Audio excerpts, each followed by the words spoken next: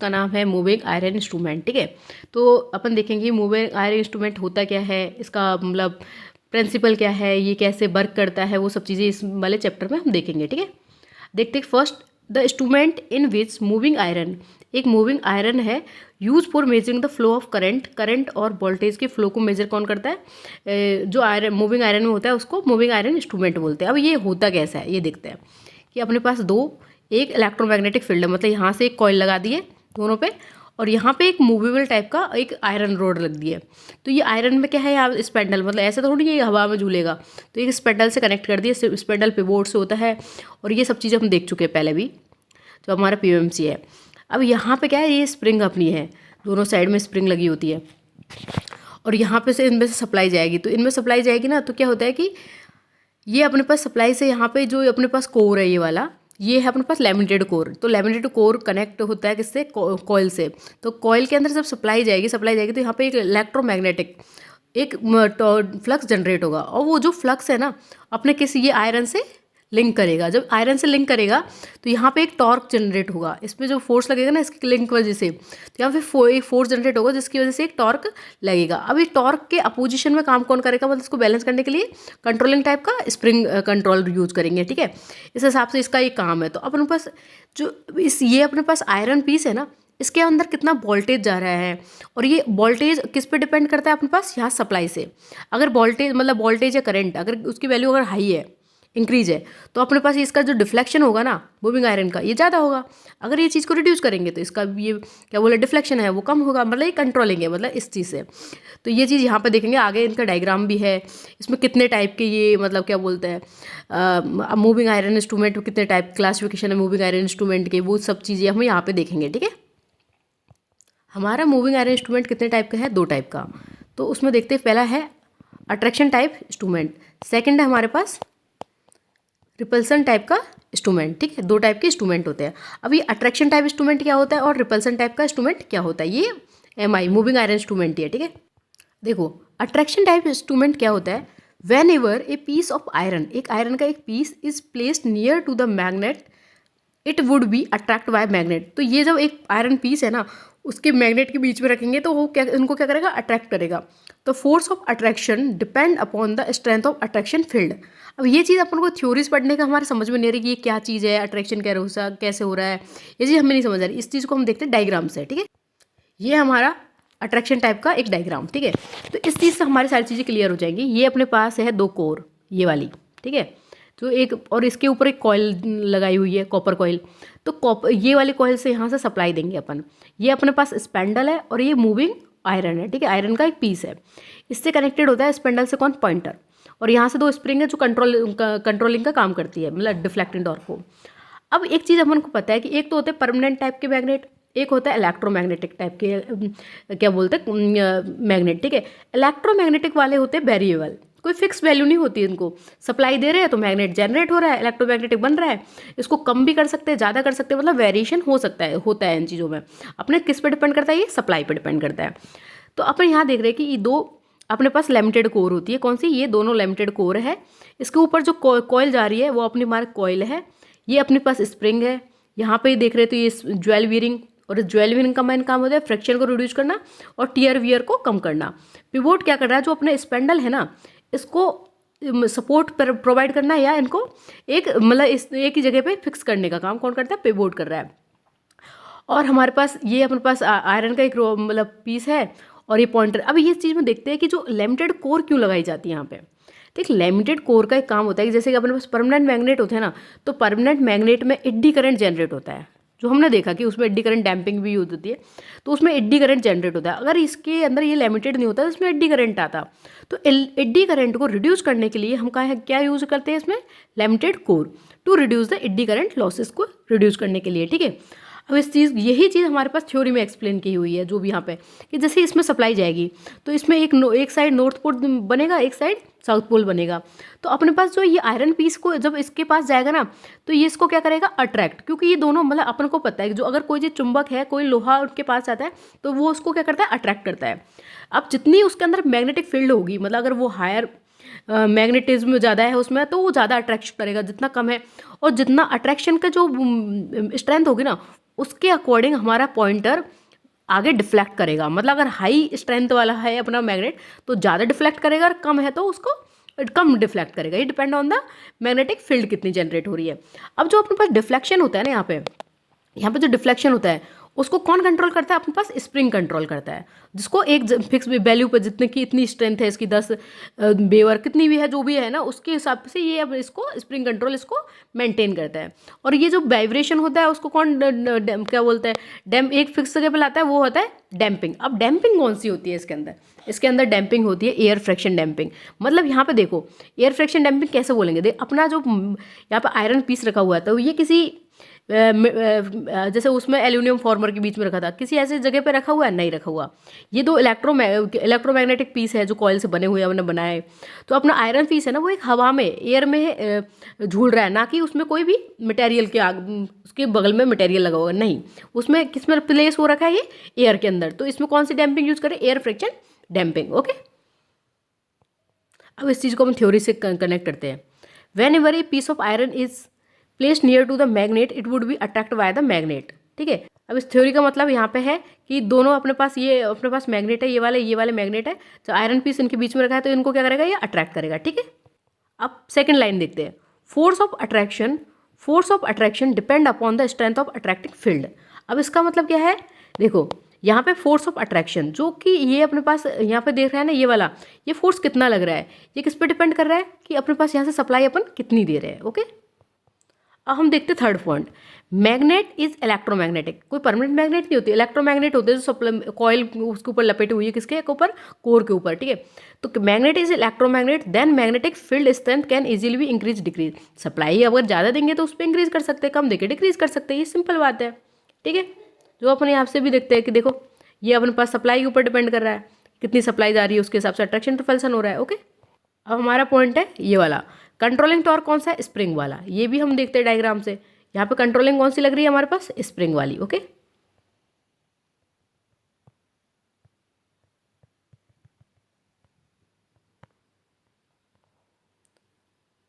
और ये चीज़ यहाँ पे देखते हैं, जो डैम्पिंग की बात कर रहे हैं तो कौन सी है इसमें? Air friction damping. मतलब ये अपने वैसे मूविंग जो आयरन पीस है वो किस में लगा होता है? एयर में लगा होता है। जिसमें कौन सी जो ऑक्सीलेशन को डैम्प आउट करने का कौन यूज करता है? कौन सी डैम्पिंग? Air friction damping. ये याद रखना, क्वेश्चन डायरेक्ट भी पूछ सकते हैं कि मूविंग आयरन इंस्ट्रूमेंट में कौन सी टाइप की डैम्पिंग यूज करते हैं, वो कौन सी है? Air friction damping. ओके, अब हम देखते हैं दूसरा इसका दूसरा टाइप किसका? मूविंग आयरन इंस्ट्रूमेंट का। कौन सा? रिपल्सन टाइप का।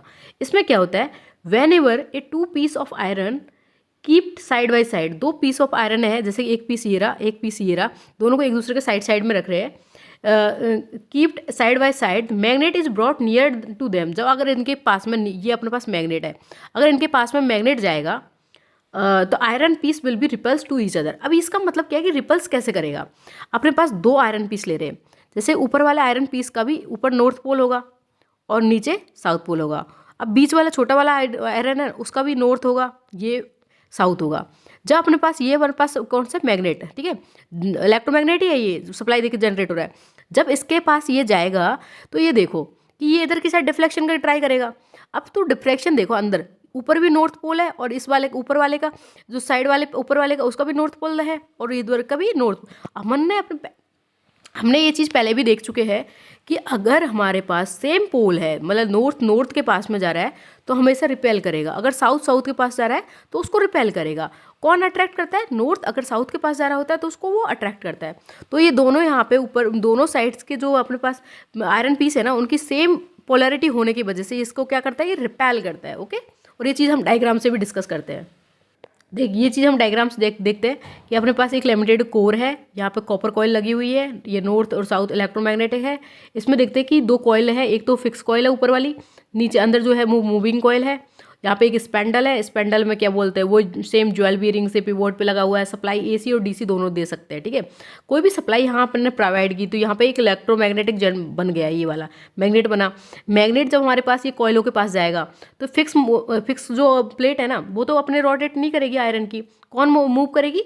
मूविंग वाली। ठीक है, जब इसके पास जाएगा तो ये वाली कौन सी है? नॉर्थ। ठीक है, नॉर्थ इसकी पोलैरिटी क्या है? नॉर्थ। और अंदर वाले की क्या है? नॉर्थ। जब अगर दोनों सेम पोलैरिटी के तो वो क्या करेंगे? रिपेल करेंगे, तो ये एक दूसरे से रिपेल करेंगे इस हिसाब से। और आगे देखते हैं, हमारा सेकेंड पॉइंट देखते हैं। ठीक है, this repulsion this repulsion is due to the same magnetic pole, same magnetic pole मतलब नॉर्थ और नॉर्थ, ठीक है, ये चीज़ समझ आएगी। This repulsion force is due to the same magnetic pole induce in the same side of iron piece, iron piece के same side में सेम टाइप का मैग्नेटिक पोल जनरेट करना due to the external magnetic field, जो अपने external magnetic field मतलब जो supply देके जो जनरेट किया है ना उसकी वजह से। ओके, अपना देखते हैं अब थर्ड पॉइंट क्या है। This repulsion force increase if the field strength of magnetic field increase, अगर हमारे पास वो फील्ड स्ट्रेंथ कैसे इंक्रीज कर सकते हैं, सप्लाई ज़्यादा देके। तो ये अगर अपने पास अगर रिपल्सन फोर्स अपने ज़्यादा चाहिए तो हम क्या करेंगे, सप्लाई ज़्यादा देंगे, उससे मैग्नेटिक ये फील्ड स्ट्रेंथ है वो इंक्रीज हो जाएगी, ये इंक्रीज होगी तो अपना रिपल्सन फोर्स ऑटोमेटिकली इंक्रीज हो जाएगा। अपने पास last point, if the magnet is electromagnet then magnetic field strength can easily be controlling by input, अगर हमारा ये मैग्नेट कैसा है इलेक्ट्रोमैग्नेट, तो इसकी जो मैग्नेटिक फील्ड स्ट्रेंथ है ना इसको बहुत इजीली कंट्रोल कर सकते हैं, किससे, इनपुट से, जो अपने सप्लाई दे रहे हैं। तो इसमें कोई सेम चीज़ लाइन बोलिए जो हमारे डायग्राम में शो हो रहा है ना वही सारे पॉइंट यहाँ पर है, ठीक है। देखो ये चीज़ सारी चीज़ आप इस डायग्राम को देख के अपने सारे पॉइंट क्लियर कर सकते हो कि ये वाला क्या है, सेम प्लेट है, सेम टाइप का पोल हो रहा है, दो रिपल्सन कर रहा है, ये इसकी मतलब स्ट्रेंथ मतलब मैग्नेटिक फील्ड स्ट्रेंथ किस पे डिपेंड करती है, सप्लाई पे डिपेंड करती है। ओके, अब यहाँ पे भी क्या है, स्प्रिंग है, तो इसमें कंट्रोलिंग कौन सा, स्प्रिंग कंट्रोलिंग है। इसमें देखते हैं ये भी किस में लगा हुआ है, एयर के अंदर, तो डैम्पिंग कौन सी है इसमें, एयर फ्रिक्शन डैम्पिंग। तो सारे पॉइंट अपने क्लियर हो चुके हैं यहाँ पे। अब ये देखो, this is a spring controlling air friction damping in MI instrument, deflecting torque is given by, deflecting torque क्या होता है MI इंस्ट्रूमेंट का, 1/2I² DL/d theta. DL/d theta क्या है, ये है L क्या है, इंडक्टेंस, सेल्फ इंडक्टेंस, किसका, कॉइल, जो आयरन कॉइल है ना उसका सेल्फ इंडक्टेंस, और किसके रेस्पेक्ट में चेंज हो रहा है, ये अपने एंगुलर जो मोशन है ना उसका, उसके कि ये किस हिसाब से घूम रहा है ये वाला, ठीक है, इसके रेस्पेक्ट में ये चेंज हो रहा है, डिफ्लेक्टिंग एंगल है। और ये आई क्या है, ऑपरेटिंग करंट, आई ऑपरेटिंग करंट है, एल क्या है, इंडक्टेंस, इंडक्टेंस की यूनिट होती है हेनरी, करंट की होती है एम्पियर, और डिफ्लेक्टिंग की क्या होती है, रेडियन। तो ऐसे DL/d थीटा है, ठीक है। इसका अगर अपन को डायरेक्ट यूनिट पूछें क्या है इसका, हेनरी पर रेडियन। ओके, और इसमें ये फॉर्मूला है ना अपने पास, ये काफ़ी इंपॉर्टेंट है, जो तुम्हें डायरेक्ट भी याद होना चाहिए। जैसे PMC का क्या था, NVIA, ठीक है, ये अपने पास किसका था, PMC का, डिफ्लेक्टिंग टॉर्क का। और अपने पास MI स्टूडेंट का क्या है, MI इंस्ट्रूमेंट्स का है 1/2I² DL/d थीटा। ओके, अब इस चीज़ को हम एक बार हिंदी में देखें। MI उपकरण, जिस उपकरण में चल लोहा का उपयोग, चल मतलब मूविंग आयरन का उपयोग धारा या वोल्टेज के प्रभाव को मापने के लिए किया जाता है। जो मूविंग इंस्ट्रूमेंट है ना, मूविंग आयरन का, उसका यूज़ किस लिए यूज करते हैं, धारा मतलब करंट, वोल्टेज के प्रभाव को मतलब जो फ्लो हो रहा है तो उसको क्या बोलते हैं, चल लोहा मतलब मूविंग आयरन के उपकरण के रूप में जाना जाता है। इसके वर्गीकरण क्या है, वही सेम आकर्षण प्रकार का, मतलब अट्रैक्शन फोर्स, अट्रैक्शन, और दूसरा है रिपल्सन, प्रतिकर्षण प्रकार का, ठीक है। इसमें आपने जो थ्योरी के पॉइंट्स थे अपने देखे, जब भी लोहे का टुकड़ा चुंबक के पास रखा जाता है तो वह चुंबक द्वारा आकर्षित होता है। चुंबक के पास में जा रहा है लोहा, ये अपने जो यहाँ पीछे लगा रहे थे, ठीक है, तो ये इसके पास में जा रहा है तो क्या कर रहा है, ये आकर्षित कर रहा है। इस आकर्षण का बल आकर्षण के क्षेत्र के सामर्थ्य पर निर्भर करता है कि इसमें कितनी इंटेंसिटी से सप्लाई हो रही है या मैग्नेटिक फील्ड कितनी है, उस पर डिपेंड करता है। फर्स्ट पॉइंट, यदि चुंबक विद्युत चुंबकीय मतलब इलेक्ट्रोमैग्नेटिक है, इसके कुंडल के माध्यम से चुंबकीय क्षेत्र के सामर्थ्य को आसानी से बढ़ाया घटाया जा सकता है। मतलब जो मैग्नेटिक फील्ड की स्ट्रेंथ है ना उसको बहुत इजीली बढ़ाया और घटाया जा सकता है, क्योंकि ये इलेक्ट्रोमैग्नेटिक है। ये अपने पास एक्सटर्नल तरीका से हम इलेक्ट्रोमैग्नेट बना रहे हैं, ना कि ये परमानेंट मैग्नेट है। ओके, थर्ड पॉइंट देखते हैं। तदनुसार लोहे के टुकड़े पर कार्य करने वाले आकर्षण बल की मात्रा को बढ़ाया घटाया जाएगा। ये सी में नियंत्रण बलाघूर्ण स्प्रिंग द्वारा प्रदान किया जाता है। मतलब जो अपने पास कंट्रोलिंग कौन सी होती है, स्प्रिंग होती है। लेकिन गुरुत्वाकर्षण नियंत्रण का उपयोग पैनल प्रकार के उपकरणों के लिए किया जाता है, जो लंबवत रूप से, जो अपने पास अगर ग्रेविटेशनल वाला होता है ना वो हमेशा कैसे लगाता है, वर्टिकल, उसका पॉइंट बोलता है। अम्बंदन वायु घर्षण द्वारा प्रदान किया जाता है। मतलब इसमें जो डैम्पिंग होती है ना वो कौन सी होती है, एयर फ्रिक्शन डैम्पिंग, जो आमतौर पर एक त्रिक खंड के आकार के कक्ष में घूमने वाले प्लग द्वारा किया जाता है। ओके, अब नेक्स्ट देखते हैं। अब पॉइंट है हमारे पास प्रतिकर्षण वाला। स्प्रिंग नियंत्रण बलागुण और वायु घर्षण अम्बंद, मतलब ये चीज़ बोल रहा है कि स्प्रिंग कंट्रोलिंग है और इसमें एयर डैम्पिंग है, ठीक है। कुंडल के दो फलक होते हैं, मतलब इसमें दो आयरन के पीसेस होते हैं जो ऐसे लगे होते हैं, ठीक है। एक स्थिर होता है, एक चल होता है, एक मतलब एक फिक्स प्लेट होती है और एक मूवेबल प्लेट होती है। जब भी लोहे के टुकड़े को ये अपने दोनों लोहे के पीस है, ठीक है। जब भी लोहे के दोनों टुकड़ों एक साथ रखे जाते हैं, चुंबक उनके पास लाया जाता है, तो लोहे के टुकड़े एक दूसरे के दोबारा, इसमें भी एन है, इसमें भी एन है, जब इसके पास ये जाएंगे तो क्या करेंगे, प्रतिकर्षण करेंगे। यह प्रतिकर्षण बल बाहरी चुंबकीय क्षेत्र के कारण होता है, मतलब जो अपने यहाँ से सप्लाई दी है उसकी वजह से ये होता है।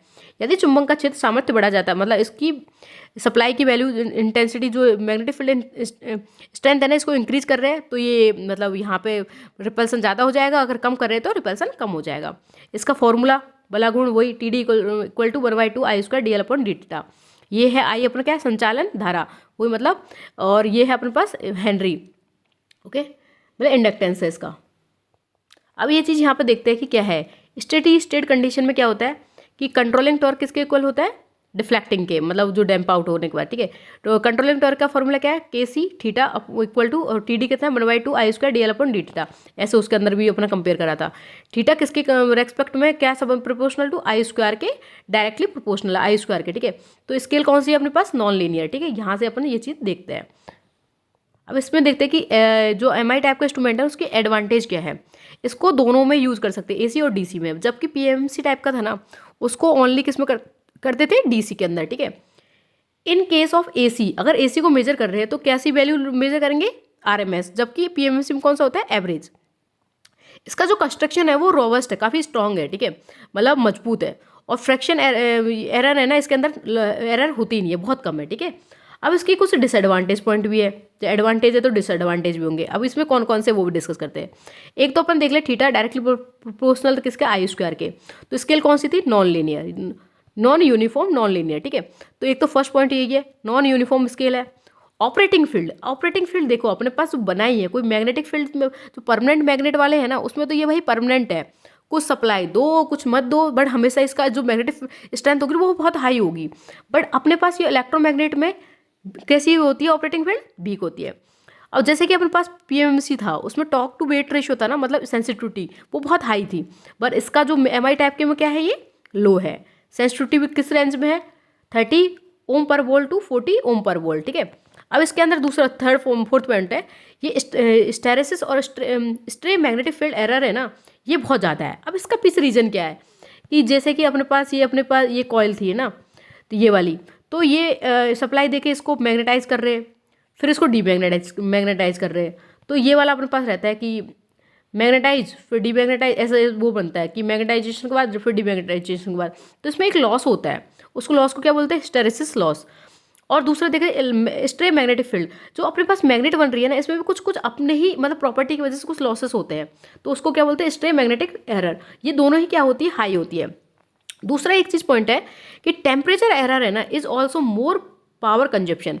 भाई इसके अंदर आयरन पीस है, और इसके अंदर अपन देखते हैं कि यहाँ पे टेम्परेचर का प्रभाव है ना, हमें काफ़ी ज़्यादा पड़ता है, तो इसमें क्या है कि ये टेम्परेचर लॉस भी हाई है। इसमें कोई भी क्वेश्चन हमारे पास डायरेक्ट पुट कर सकते हैं क्वेश्चन फ्रेम कि इसका ऑपरेटिंग फील्ड कैसी होती है, लो होती है। टॉर्क टू वेट रेशियो कैसा होता है, हाई या लो, तो हाई लो होता है इसमें। सेंसिटिविटी कैसी है, लो होती है। स्ट्रे और या हिस्टैरिसीस लॉस पूछ रहे तो वो मोर होते हैं, बट PMC की बात कर रहे हैं तो वो उसमें कम होते हैं, उसमें टेम्परेचर एरर नहीं होती है, ओके। ये चीज़ को हम जल्दी एक बार हिंदी में भी देते हैं कि इसमें वही same TC equal to TD कर दिया, ये फॉर्मूला दे दिया, ये theta directly proportional to I² गैर रेखीय पैमाना, मतलब नॉन लीनियर, ठीक है। इसमें लाभ वही है, AC और DC दोनों के लिए काम करते हैं। और क्या बोलते हैं, AC के मानने के लिए यदि RMS मान को मापे जाते हैं, मजबूत होता है और घर्षण त्रुटि कम होती है। गैर और नुकसान होते हैं इसके डिसएडवांटेज, गैर समान पैमाना, कमजोर संचालन क्षेत्र, नम्र बलागुण से वजन अनुगुत, मतलब टॉर्क टू वेट रेशियो कम होता है। सेंसिटिविटी इस 30 to 40 के वाले होती है। TD क्या होता है इसका, जो अपना डिफ्लेक्टिंग टॉर्क क्या है, 1/2 I² DL upon D theta, DL upon D theta. यहाँ पे एक चीज़ याद रखना, जो DL अपॉन डी थीटा है ना, ये क्या है, कांस्टेंट नहीं है, वेरिएशन हो रहा है इसमें, किसके ऊपर रेस्पेक्ट में, ये अपने पास जो थीटा है ना अपने पास, इसके रेस्पेक्ट में ये चेंज हो रहा है, मतलब एक कांस्टेंट वैल्यू नहीं है। तो इसकी वजह से क्या है कि ये स्क्वायर, जो फुल स्क्वायर जो लॉ होता है ना आपके पास, परफेक्ट स्क्वायर लॉ, उसको ये फॉलो नहीं करता है। MI क्या मेजर करता है, RMS को, अगर वास्तविक है तो RMS मीटर नहीं है। ये है सेथिल त्रुटि को कम करने के लिए, अगर ये चीज़ है, हमें एक पॉइंट देखना, सेथिल त्रुटि को कम करने के लिए निकल आयरन मिश्र धातु का उपयोग किया जाता है। कुछ पॉइंट से इनको याद रखना, तो हिंदी है तो आपने अपने नोट्स एक और साथ साथ में ना अपने नोट्स खुद के लिखते चलना साथ साथ में, ठीक है। ये अपने पास एक बार इंग्लिश में देख लेते हैं। वो सेम चीज़ यहाँ पे क्या दे रखी है अपने पास, डिफ्लेक्शन टॉर्क 1/2 I² dl/dt दे रखा है। dl/dt टर्म क्या है, नॉट एग्जैक्टली कांस्टेंट नहीं है। दूसरा है अपने पास ये लास्ट पॉइंट, कंट्रोल ये डायरेक्टली प्रोपोर्शनल है, can't follow perfect square law. तो ये क्वेश्चन बनेगा कि जो अपने पास पीएमसी था वो परफेक्ट स्क्वायर लॉ को फॉलो करता है, बट अगर एमआई की बात करेंगे तो ये परफेक्ट स्क्वायर लॉ को फॉलो नहीं करता है। अब जो अपने पास हिस्टैरिसीस लॉस की होती है ना, वो उनको रिड्यूस करना होता है कि भाई इसको मैग्नेट और डिमैग्नेट हो रहे हैं तो उसमें लॉसेस कम हो हमारे पास। तो वो कैसे कम हो सकते हैं, जो अपने पास जो मटेरियल यूज़ करते हैं ना मैग्नेट, वो कैसा अगर यूज़ करें, निकल आयरन अलॉय का, या इसको बोलते दूसरा परम अलॉय। डायरेक्ट भी पूछ सकते हैं कि परम अलॉय का यूज क्यों किया जाता है, हिस्टैरिसीस लॉस को कम करने के लिए, ठीक है। अब हमारे पास एमआई इंस्ट्रूमेंट में कौन सी, एसी सप्लाई का यूज करते हैं। एसी में फ्रिक्वेंसी भी होती है, फ्रिक्वेंसी की वजह से कुछ कुछ एरर आती है, तो उस फ्रिक्वेंसी एरर को रिड्यूस करने के लिए हम क्या करते हैं यहाँ पे, देखो, instrument suffer from severe frequency error when it is use low voltage और हाई फ्रिक्वेंसी सर्किट। अगर लो वोल्टेज यहाँ पे जो सप्लाई है ना, वोल्टेज कम और हाई फ्रिक्वेंसी सर्किट लगा दिया तो इसमें फ्रिक्वेंसी एरर की कुछ प्रॉब्लम आती है। तो उस प्रॉब्लम को रिड्यूस करने के लिए हम यहाँ पे यूज कर रहे हैं, देखो, for a meter if time constant of shunt, जो अपने पास संट ये रहा है ना, time constant of shunt and meter का ये आर इक्वल, दोनों का टाइम कांस्टेंट इक्वल हो जाते हैं, then meter independent to frequency. और टाइम कांस्टेंट कैसे होता है, L/R, ये अपने पास फॉर्मूला टाउ का, ठीक है। तो LSH/RSH इक्वल टू LM/RM। ये अगर वैल्यू इक्वल है दोनों की, तो हमारे पास ये जो फ्रिक्वेंसी एरर है ना, यहाँ पे इंडिपेंडेंट हो जाएगी, मतलब एरर रिड्यूस हो जाएगी, ठीक है। फर्स्ट ये कंडीशन याद रखना। डायरेक्ट भी पूछ सकते क्वेश्चन कि जो अपने पास फ्रिक्वेंसी एरर है ना, उसको कैसे रिड्यूस करते हैं, किसमें, एमआई में, तो दोनों के टाइम कांस्टेंट को इक्वल करके। अब सेकंड क्वेश्चन हमारे पास, अगर ये अमीटर में तो अपन पे क्या लगा रहे हैं, दोनों का टाइम कांस्टेंट, मतलब LSH और R वो लगा दिए, ठीक है। अगर यहाँ पे वोल्ट मीटर की बात करें, in order to eliminate frequency error connect compensating capacitor across a series resistance.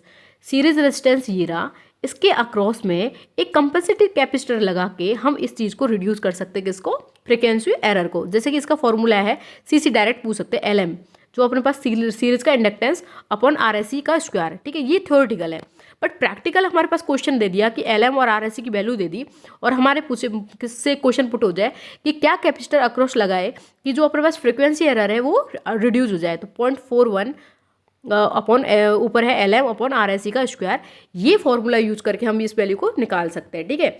और हम आगे देखते हैं इस चीज़ को, जैसे कि अपने पास फर्स्ट एमीटर की बात हो रही है, तो इसका time constant LSH/RSH equal to LM/RM, ये यूज़ कर सकते हैं, ठीक है। और क्या देखा अपने पास, हिस्टैरिसीस लॉस को कम करने के लिए क्या यूज़ कर रहे हैं, निकल आयरन अलॉय या परम अलॉय, ठीक है। दूसरा एक क्वेश्चन यहाँ पर पुट हो गया कि ये कैसा परफेक्ट स्क्वायर लॉ फॉलो करता है, नहीं करता, नहीं करता। इसका डिफ्लेक्टिंग टॉर्क का फॉर्मूला 1/2I² dl/dt, ओके। और यहाँ पे डिसएडवांटेज क्या है, इसके नॉन यूनिफॉर्म स्केल है, weak operating field, low torque to weight ratio, low sensitivity, stray magnetic field error बहुत ज़्यादा है, टेम्परेचर पे डिपेंड ज़्यादा करता है। एडवांटेज है कि AC और DC दोनों पे काम करता है। मेजर AC के रूम, जब AC की बात कर रहे हैं तो कैसे मेजर करता है, ये RMS वैल्यू को, ठीक है। और इसमें क्या है कि जो थीटा स्टेडी स्टेट कंडीशन में TC इक्वल टू TD होता है ना, तो इसमें ये थीटा किसके डायरेक्टली प्रोपोर्शनल होता है, I² के। तो ये कैसा स्केल यूज करते हैं, नॉन लीनियर, ओके। और यहाँ पे एक चीज़ देखते हैं कि ये वाला अपने पास हिस्टैरिसीस लॉस क्या होता है, when A bearing magnetic field को जो बैरी कर रहे हैं अपन वहाँ देख रहे हैं, तो मैग्नेटिक फील्ड को जो बैरी कर रहे होते हैं ना, ये वाली को, तो piece of ferromagnetic material like iron का पीस बीच में रखा होता है, तो magnetization M does not vary linearly, तो ये लीनियरली तो वेरी नहीं होगा, ऐसे लीनियर तो सीधा विथ अप्लाइड फील्ड के साथ में जो भी लगाए होते हैं टू हिस्टैरिसीस। इसमें एक रिलेशन होता है जो अपन यहाँ पे देखते हैं, ये वाला ये रिलेशन बन रहा है। इसमें देखते हैं कि ये वाला मैग्नेटिक फोर्स है, ये फ्लक्स डेंसिटी है, सैचुरेशन A तक बढ़ता है, फिर ये घटता है, तो इसमें एक लॉसेस होता है, उसको कौन सा लॉस बोलते हैं, हिस्टैरिसीस लॉस। और इस कर्व को कौन सा कर्व बोलते हैं, BH कर्व, ओके। आगे देखते हैं। अब ये अपने पास यहाँ पे देख लिया, इसका फॉर्मूला देख लिया, ये रिपल्सन जो फोर्स था ना अपने पास, इंस्ट्रूमेंट, रिपल्सन टाइप इंस्ट्रूमेंट, उसका ये मतलब क्या बोलते हैं अपना डायग्राम है, तो देख लेना एक बार, क्योंकि नोट डाउन करना, क्योंकि हम वैसे थ्योरी पढ़ेंगे तो हमें नहीं समझ आता कि ये रिपल्सन क्यों हुआ, इसके पीछे रीजन क्या है, स्पेंडल क्या है, ज्वेल्स बेरिंग क्या है, कौन सा ज्वेल बेरिंग में कौन सा मटेरियल यूज करते हैं, वो कौन सा करते हैं, सेपायर करते हैं, तो उसको वियर एंड टेयर को रिड्यूस करने के लिए पिवोट है, स्पेंडल है। ओके, और ये सेम चीज़ की थ्योरी अपन ने यहाँ देख ली है। ये अपने पास अट्रैक्शन टाइप का है, अट्रैक्शन टाइप में दो कॉयल है अपने पास साइड में, उनमें सप्लाई दे दी है, कॉपर कॉयल लिमिटेड कोर के ऊपर एक कॉपर कॉयल लगा रखी है यहाँ पे, ठीक है। ये सब चीज़ यहाँ पे देख लेंगे अपन पहले, फिर इसकी चीज़ यहाँ दे डैम्पिंग और air friction damping, controlling spring है, अट्रैक्शन टाइप का पीस, एक आयरन का पीस है जो मैग्नेट के पास ले जाते हैं तो वो अट्रैक्ट होने लग जाता है। और लास्ट हमारे पास है द इंस्ट्रूमेंट, ये the work on the principle of change in self inductance of coil. Coil का क्या चेंज हो रहा है उसमें, तो उसमें क्या चेंज के होके इंडक्टेंस चेंज होके हमारे पास क्या होता है, क्योंकि हम फॉर्मूला में देखते हैं कि ये क्या चेंज, हम फॉर्मूला में क्या देख रहे हैं कि DL अपॉन डी थीटा, ये चेंज करके रेक्स पर ये चेंज करके अपने पास क्या होता है, ये वेरिएशन होता है इसका क्या, मूविंग आयरन का, ठीक है।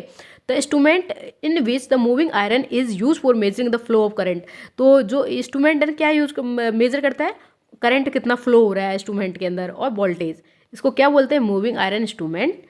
अगर आपको वीडियो अच्छी लगे तो please like share and subscribe. और इस वाले लेक्चर की जो आपको PDF चाहिए ना, तो टेलीग्राम की लिंक दे रखी है वीडियो में डिस्क्रिप्शन में, वहाँ जाके इस लेक्चर की आप PDF को डाउनलोड कर सकते हो। Thank you so much.